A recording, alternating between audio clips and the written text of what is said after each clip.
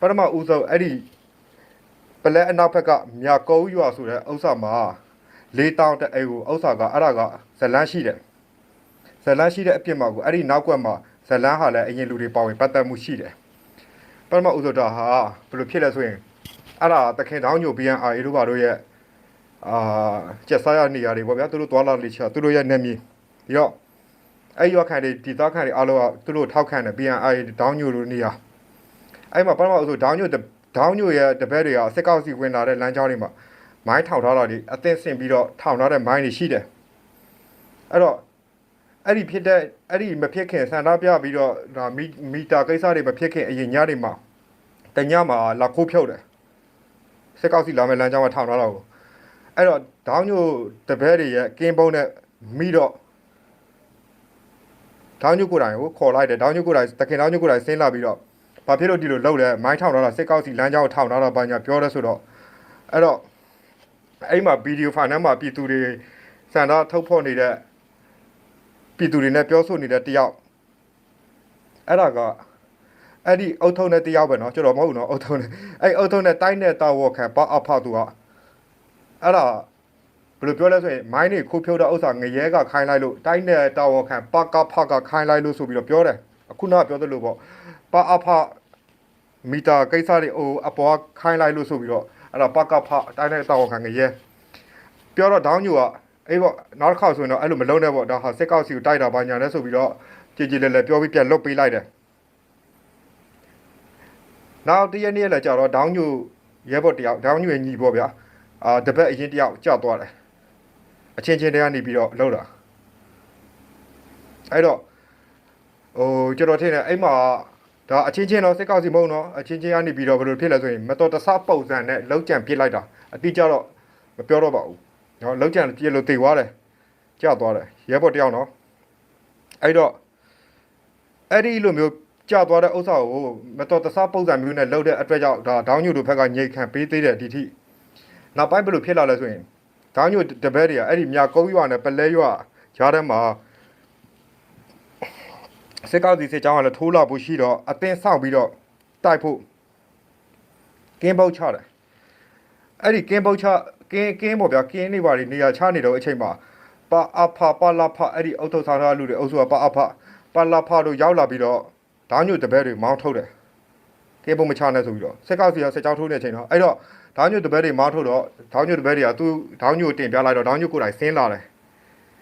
နော်လူဝါသပေပေလေးနဲ့တကယ်ဆိုရတဲ့မထင်ရဘူးပြီးတော့ဆင်းလာပြီးတော့ပါအဖပါလာဖအကုန်လုံးလိုက်ဖမ်းတော့တာပဲညောင်တွေချင်းဒါကတော့မြေပြအချက်လက်နေတော့ပေးပို့တဲ့လူကတခြားပတ်ဝန်းကျင်အခြေအနေကိုကနနမြင်သိနေတဲ့လူနာမည်တော့မပြောတော့ဘူးဒီတော့ညောင်တွေချင်းအကုန်လိုက်ဖမ်းတော့တာပဲရုပ်တံတက်သိနေတဲ့ကွာရှိတယ်နော်လိုက်ဖမ်းတော့ပြေးတာပေါ့အစပိုင်းမှာဒီပါလာဖပါအဖတွေမောင်းထုံးနေတဲ့ကင်းဘဝတာကိုမောင်းထုတ်တဲ့ပါလာဖပါအဖတွေအကုန်လုံးထွက်ပြေးကြတယ်ဒါပေမဲ့အဲ့ဒီညမှာပဲတယောက်ဒီပါအဖထက်ကလင်းဆိုတဲ့သူ့ကိုဒေါင်းညိုကဖမ်းမိသွားတယ်သူစစ်ကောက်စီကိုတိုက်ဖို့ကင်းချတာကိုမောင်းထုတ်တယ်ဆိုတော့ဒေါင်းညိုလည်းတော့ဟိုတိုက်ဖမ်းတာပေါ့အဲ့တော့တယောက်ဖမ်းမိသွားတော့အကုန်ဖုံးဆက်ခေါ်ပြီးတော့လာခိုင်းတယ်လောက်ယူလာခဲ့ပေါ့အကုန်ဖုံးဆက်ခေါ်လိုက်တယ်အဲ့တော့အဲ့မှာလူတွေကိုအဲ့ဖြစ်တဲ့နေရာကိုခေါ်လိုက်တော့မိတဲ့တယောက်ကဖုံးဆက်ခေါ်ပြီးတော့ရောက်လာကြတယ်လက်ပူကန်ကြီးရွာနဲ့ပလဲမျိုးကြားဒီနေရာတွေပေါ့ဗျာအဲ့မှာအဲ့နေရာတဝိုက်ကအရေးပါတဲ့တာဝန်ခံတွေကိုဖမ်းလိုက်တယ်မားထုတ်တဲ့ထဲမှာတာဝန်ရှိတဲ့လူတွေကိုနော်စစ်ကောက်စီစစ်ကြောင်းကိုကင်းဆောင်တော့နော်တိုက်ဖို့အဲ့တော့ဖမ်းပြီးတော့ညာရိချင်းကိုပဲရိုက်ပုတ်ဘာညာနဲ့ခေါင်းတွေကွဲတဲ့အဆင့်တိတောင်မှလှုပ်လိုက်တယ်ဘာလို့ဆိုရန်သူစစ်ကြောင်းလာလို့တိုက်မလို့ဟောက်ကိုမောင်းထုတ်တော့ဆိုတော့လှုပ်တယ်အရင်အခန်းလည်းရှိပါလိမ့်မယ်ပေါ့ဗျာပြီးတော့အဲ့ဒီအခြေအနေမှာအဲ့လိုရိုက်ပုတ်ပြီးတော့ရုပ်တံစားရှိရနော်ရိုက်ပုတ်ပြီးတော့ပြန်လွှတ်လိုက်တယ်ပြန်လွှတ်လိုက်တဲ့အချိန်မှာအဲ့ဒီဟာကမကျေနပ်ဘူးမကျေနပ်တော့အဲ့ဒီလူတွေရဲ့ခေါင်းဆောင်ကဇော်တက်နာကနန်းဝင်းသိရမလားနန်းဝင်းအဲ့နန်းဝင်းဇော်တက်ဘေးနာကနန်းဝင်းသူကနေပြီးတော့အဲ့မကျေနပ်တော့အဲ့ဖြစ်စဉ်နဲ့ပတ်သက်ပြီးဒေါင်းညိုကိုဆန္ဒပြဖို့ဆိုပြီးတော့နန်းဝင်းဟာသူ့လက်အောက်ခံ အဲ့ဒီမြကုန်းကြီးရွာပါလာဖပါအဖတွေကိုစုပြီးတော့ရွာသားတွေကိုဒေါင်းညိုစန္ဒပြဖို့လူစုခိုင်းပြီးတော့ခေါ်ခိုင်းလိုက်တယ်ရွာသားတွေနော်အဲ့ဒီမြကုန်းကြီးရွာတို့ပါတို့ရဲ့ရွာအခုမီတာခဖြစ်တဲ့ပြဿနာဖြစ်တဲ့ရွာကရွာသားတွေကိုခေါ်ပြီးစန္ဒပြဖို့လူစုခိုင်းတယ်ဘယ်လိုလုပ်ရမှာလဲဒေါင်းညိုကမြေပြင်မှာအမကန်လုံနေတဲ့သူပြီးတော့ပြည်သူထောက်ခံမှုရထားတယ်အဲ့တော့ရွာသားတွေကမလိုက်ဘူးပေါ့ဗျာအဲ့ဒါနဲ့ပဲသူတို့ဟာလူစုလို့မရတော့သူတို့ခံထားရတဲ့အတွက်ဒေါင်းညိုစီကနေပြီးတော့ရော်ကြီးတောင်းတယ်ခေါင်းလေးပိုက်ကွဲသွားတာကိုဒေါင်းညိုရိုက်ထလိုက်တာတွေရှိတော့ရော်ကြီးတောင်းတာတွေပိုက်ရှိတယ်လောက်တယ်ပေါ့ဒေါင်းညိုစီကိုအချက်၃ချက်တောင်းဆိုတာလို့သိရတယ်တကယ်တော့ဒေါင်းညိုသူတို့ကိုဖမ်းရတဲ့ဆိုတဲ့အကြောင်းရင်းထဲမှာအဲ့ဒီ40မီတာကိစ္စတွေလုံးစားတာတွေပါတယ်တစ်ကိစ္စတွေလည်းပါတယ်တခြားအနိုင်ကျင့်မှုတွေနဲ့သူရဲပေါ်တည်ဆုံမှုတွေလည်းပါတယ်အကြောင်းတော်တော်စုံသွားလို့ဖမ်းတာရောအဲ့ဒီ40ကိစ္စတွေဒီဒေါင်းညိုမကြည်နဲ့တော့เนาะအချက်၃ချက်တောင်းဆိုတာကတော့ဒါဂဂနနာတော့မသိဘူးဒါပေမဲ့အဲ့ဒီရွာသားတွေကိုเนาะဒေါင်းညိုမကြည်နဲ့တော့အဲ့ဒီရွာသားတွေပေါ်မှာအခွန်ကို40မီတာကိစ္စတွေနဲ့40မီဖြတ်ထားပြီးတော့ဒန်ကြီးဆိုပြီးတော့အဲ့4000ဆိုပြီးတော့တောင်းတယ်စန္ဒမပြလို့လုပ်တဲ့ဆိုတဲ့သဘောပေါ့ဗျာအဲ့တော့ရွာသားတွေကမကြည်နဲ့တော့အဲ့လိုမျိုးဒန်ကြီး4000ဆိုတဲ့အုတ်ထုံးနဲ့ရုပ်တံဖိုင်မှာပါတဲ့ဥစ္စာလာတော့စကားတွေများကြတယ်အဲ့ဒါပဲအဲ့ရနေစပြီးတော့ဒေါင်းညိုကိုတိသွားတော့ဒေါင်းညိုဆင်းလာတယ်အခွန်မပေးဖို့ပြောတယ်အဲ့တော့စန္ဒပြတောင်းဆိုခိုင်းတဲ့ရွာကလည်းအဲ့လိုမျိုးအခြေအနေမှာအခွန်မပေးဘူးဆိုပြီးတော့အဲ့ဒီမှာစကားများကြတာတာဝခံပါအဖလာပြီးတော့ညှိနှိုင်းနေတယ်ရုပ်တံမှာပါတယ်လို့ပေါ့အဲ့တော့မြကုန်းရွာကပြည်သူတွေကစန္ဒပြတာကိုအဲ့ဒီပါအဖကရှင်းနေတယ်ရုပ်တံဖိုင်တင်ခဲ့တယ်အဲ့ဒီနောက်ကွက်မှာအစင်မပြေပြန်သွားတဲ့အခြေအနေမှာမကြည်နဲ့ပေါ့ဗျာစန္ဒပြတော့သူတို့စန္ဒပြတော့မလာဘူးသူတို့ကိုကြတော့စန္ဒပြတယ်ဆိုတော့မကြည်နဲ့ဘူးဆိုတော့ဘယ်လိုလုပ်လဲဆိုရင်ဘယ်လောက်ထိရုံမှာလဲချက်လက်ရှိရနော်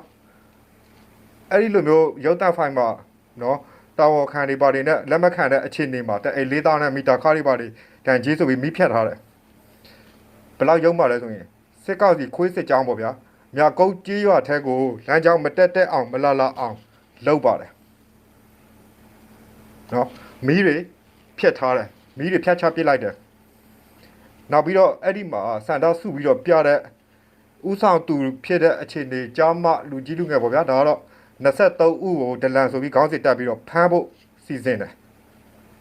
အဲ့ဒီစန္ဒပြတဲ့ထဲမှာပါတဲ့23ဦးကိုဒလန်ဆိုပြီးခေါင်းစစ်တက်ပြီးဖမ်းဖို့လုပ်တယ်အဲ့တော့ဒေါင်းညိုတီသွားတော့ဒေါင်းညိုချက်ချင်းတီးတာနဲ့ချက်ချင်းဆင်းလိုက်လာတယ်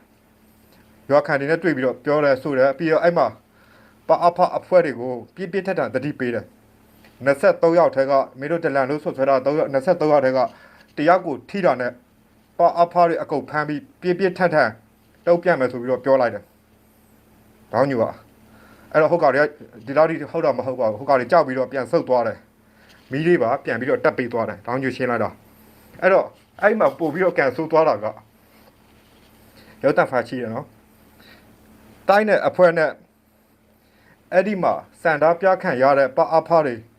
ပလဲမျိုးနဲ့အဲ့ဒီလက်ပုတ်ကန်ကြေးရွာကန်ကောလမ်းမတလျှောက်ကတစ်တွေခုတ်ထားတာတွေခိုးပြီးခုတ်ထားတာတွေကိုအဲ့ဒီမြကုန်းကြေးရွာတနေရာမှာဖွက်ထားတာကိုအလုပ်သွားပြီးတော့မိပါလေတောင်းညိုတို့ကလည်းအဲ့မှာသွားပြီးကန်ကောင်းသွားတာပေါ့ဟိုကတွေကတော့ကန်ဆိုးသွားတာပေါ့ဆုတ်ပြေးသွားတဲ့အချိန်မှာတစ်တွေပါသွားမိတယ်ဖုံးထားတာနော်တပြားလေးပါနေတယ်အဲ့တော့တစ်တွေပါမိတော့သူတို့ကပို့ပြီးကန်ဆိုးသွားတယ်ဘာမှလည်းအစင်မပြေလိုက်တဲ့အခြေအနေဖြစ်သွားတယ်ဒေါင်းညိုဖြည့်ရှင်းလိုက်တဲ့ပြဿနာအဲ့ဒီတည်းမှာပါတဲ့ဥစ္စာကဒေါင်းညိုကိုအမြင်ကပ်ပြီးတော့ရွာသားတွေကိုဒုက္ခပေးတဲ့ဥစ္စာရော့အဲ့ဒီလိုအခြေအနေပေါ်မှာအဲ့ဒီပြဿနာနဲ့ပတ်သက်ပြီးအဓိကဥဆောင်တဲ့သူကတိုင်းနဲ့ပကဖငရဲကဥဆောင်တာအဲ့မှာခုနကပြောနေတဲ့ရုပ်တံမှာပါအဖကနေတော့ပကဖလက်လက်ကိုင်းနေလာမယ်ဆိုတဲ့ဥစ္စာကငရဲတို့ကိုပြောတာဒါအခြေအနေကဖြစ်စဉ်ကဒီလိုအဲ့အတွက်တက်သိတွေရှိတယ်ရုံမှတော့နော်လူပါရဲဘောပါသိတယ်စစ်တပ်စစ်ကြောင်းကိုကင်းချတာကိုမောင်းထုတ်တယ်စစ်တပ်စစ်ကြောင်းမရောက်ရအောင်လမ်းကြောင်းခင်းတယ်မီးတွေဖြတ်တယ်အဲ့4000ဆိုပြီးပြန်ကောက်တယ်ဒါအခြေအနေမှန်မဲ့ကျွန်တော်အဲ့လောက်ပဲပြောတာနော်တစ်ဗီဒီယိုဖိုင်ရောခေါ်ပြီးတော့ရိုက်တဲ့ဗီဒီယိုဖိုင်ရောက်စာရှိပါတယ်။ဒေါင်းညို BNR ရလေပလက်ဖက်ကပေါ့တစ်ခါမှဗာလဲပလဲမှပျောက်တော့သူ့ကိုထိုင်ခိုင်းထားတာပေါ့ထိုင်နေတယ်လေသူ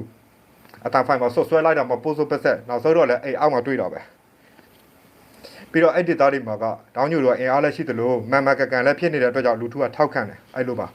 ဟာစီကာပတ်ကုန်းတော့ကျွန်တော်လိမ့်ပတ်လက်အောင်တော့ပြောပြတာပဲစောက်ကြည့်ရုပ်တဲ့ပအဖပကဖတွေအခုချိန်ဒီနေရနေတယ်ပို့ဆိုတာကဇော်ထဲတို့နန်းဝင်းတို့ရဲ့တပက်ဒါကတော့ရှင်းပြ